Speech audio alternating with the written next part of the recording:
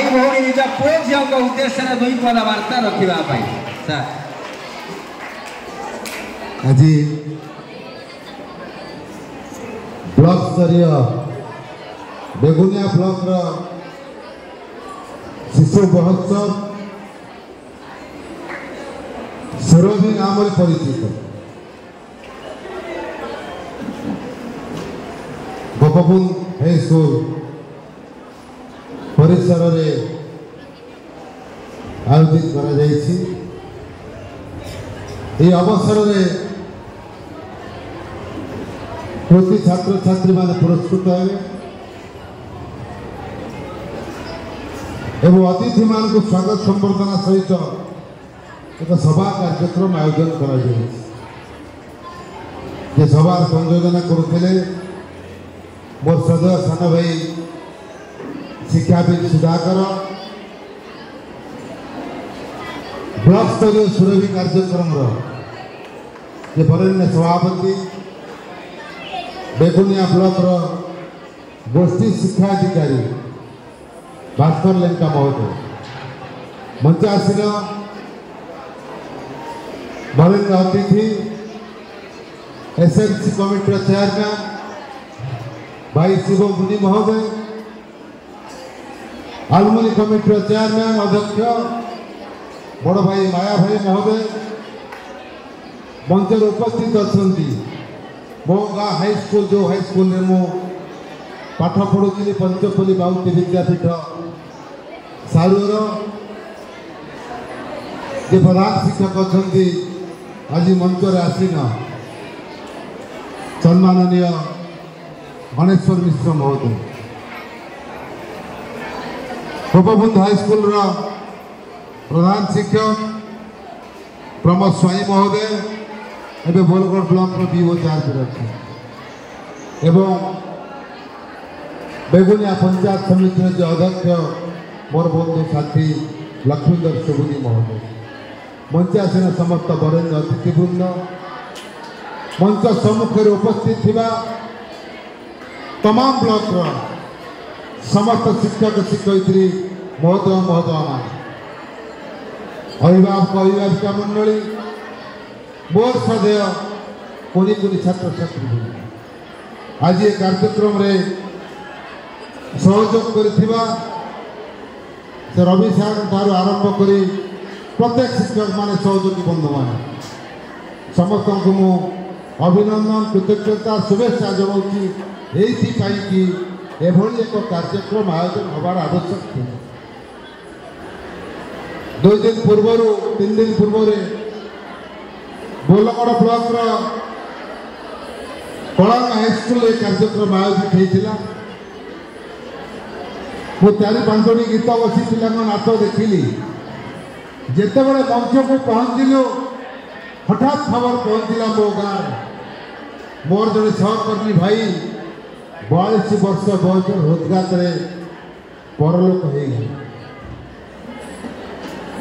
मुझे सभा कार्यक्रम रही पाइली नहीं। प्रमोद बाबू थे हम तहसीलदार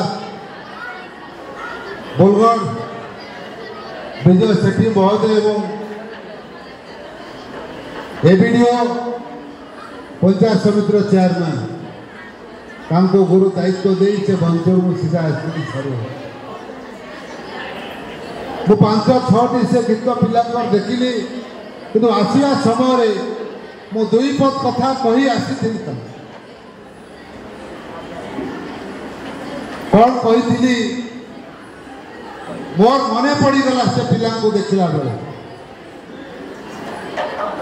अट्री मकर महोत्सव कथा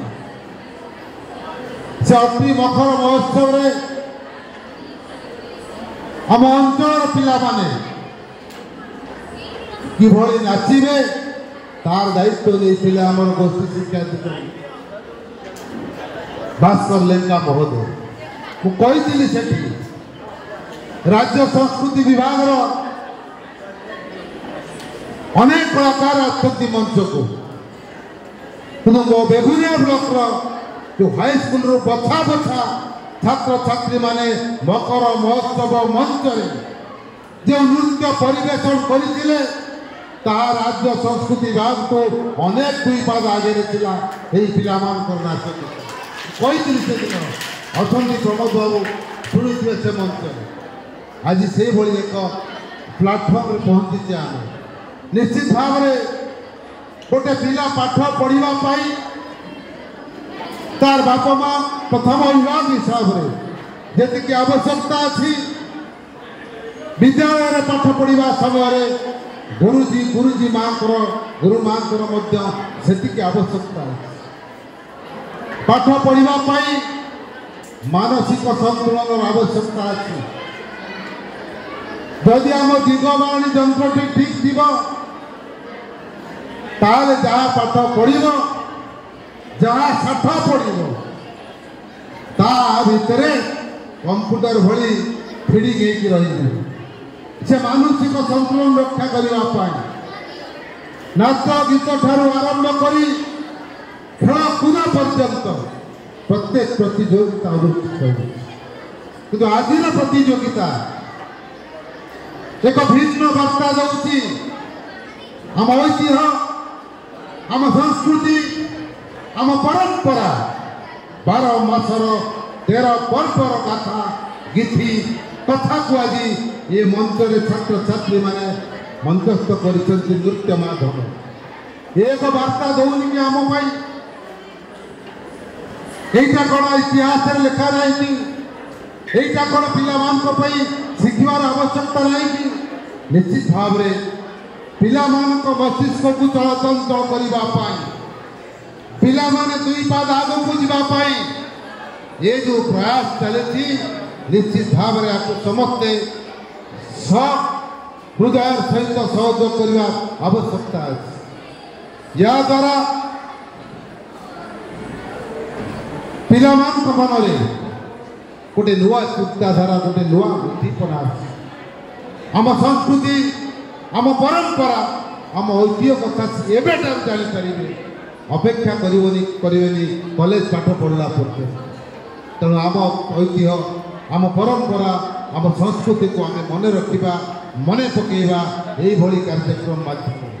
मैं आशा करुँगी निश्चित भाव बेगुनिया ब्लॉक होना कहीं बोलगढ़ ब्लॉक तो से नाच गीत मत भी अत्यंत आनंदित कर आज दिन में मो निर्वाचन मंडल बेगुनिया ब्लॉक हो कि बोलगढ़ ब्लॉक हो 40 गोटी पंचायत रे अनेक मेधा छात्र छात्री अच्छा जो मैंने आज दिन में ए ओडिशा रे निजर परिचय तैयारी डाक्तर कथा कहतु केते डाक्तर बाहर जुआड़े हाथ बुले देवे तो बंधुगण आमे पिला संगे रहिबा आमे जो अवस्था थिले से अवस्था गोटे परिवर्तन हो मु पदे कथा कही मो कथा सारी 1947 मसीहा अगस्ट 15 रे भारत वर्ष स्वाधीनता पाई ओडिशा मध्य स्वाधीन होइतिला दिने खाई दिने उपास रोते गाँव मंडा को जीवा रास्ता ना प्रत्येक गाँव में बिजुली बत्ती ना शिक्षा व्यवस्थार बड़ी कौन व्यवस्था दिने खाई दिने उपास रोकवा ओडिशा आज विराट परिवर्तन है आज अभाव नहीं खाइबार अभाव नहीं पिंधार अभाव नहीं कोई गाँव एमती गाँव नहीं जो गाँव को बिजुली बत्ती जाए जो गाँव को रास्ता जाए जो गाँव में पक्का घर नहीं आउ चाल छपर झुमपुड़ी घर रोना दिने खाई दिने उपास रोना सबु सुविधा भितर गोटे विराट असुविधा अच्छी गोटे विराट असुविधा अच्छी आपण मैंने समस्त अनुभव करते से असुविधा कौन सब सुविधा अच्छी असुविधा अच्छी आम गोटे सुस्थ मनीष पाऊने 80-90 वर्ष 100 वर्ष तले आम जो सुस्थ मनीष पाऊले आज से सुस्थ मनीष पाऊने अकाल 25, 26, 27, 28, 30, 32, 40 वर्षर भेंडिया माने अकाल वियोग घटू ए परिवेश आम समस्त असुस्थ कर हे बंधुगण हे शिक्षक समाज जो मु गर्वर सहित कहबी आज जदि आम दुई पाद आग को जाइए आज जदि भारत वर्ष टेक रखी ओडिशा जदि आग को जाइए दिने खाई दिने उपास होता ओडिशा आज सब पाई शिक्षक जाति ए शिक्षक समाज पाई किंतु आउ गोटे निवेदन करुच्ची आपण मैंने परिवेश को ये परिवेश को किभली सुरक्षित रखिए ए परिवेश किभली सुरक्षित रम जो दिन बाड़ी बगीचार पनीपरिया चाष करवा नहीं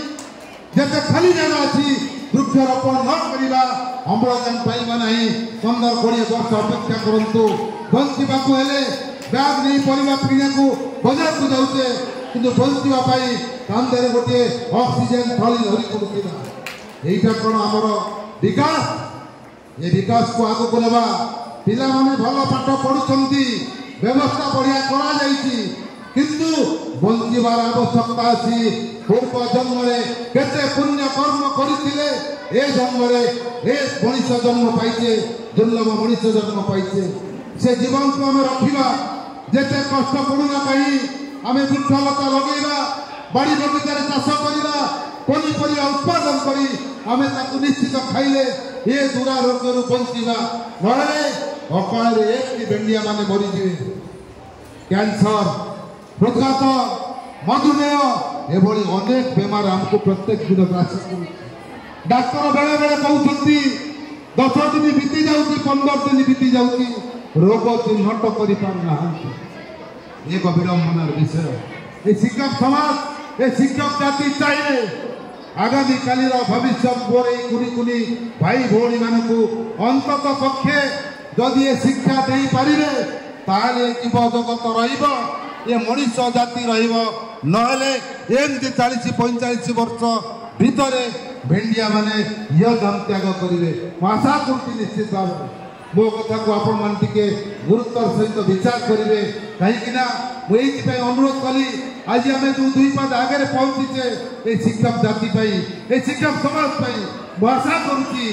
ये दुराभय बेमार बचाई ये शिक्षक जाति अंतत पक्षे मोर से कुनी कुनी छात्र छात्री मानू यही शिक्षा दिंतु जो शिक्षा बल ये समाज में टिकी रहा बंची रहा मु समय नेबी ना समस्त कृतज्ञता साधुवाद जनाऊँगी यही कार्यक्रम प्रत्येक मुहूर्त चली रू पिला मनरे आनंद उपजु एवं पाठर निश्चित भाव में ध्यान सेवन रही प्रभु जगन्नाथ पाखे प्रार्थना करुँची माँ सरस्वती पाखे प्रार्थना करुँची मोर से कुनी कुनी पिला प्रभु जगन्नाथ आशीर्वाद दिंतु माँ सरस्वती कंठार विजय हूँ सी आम अंतर टेक रखु 12 वर्षर टेक रखु यही कथा रखी मोर वक्तव्य समापन करुँची। बंदे उत्तर।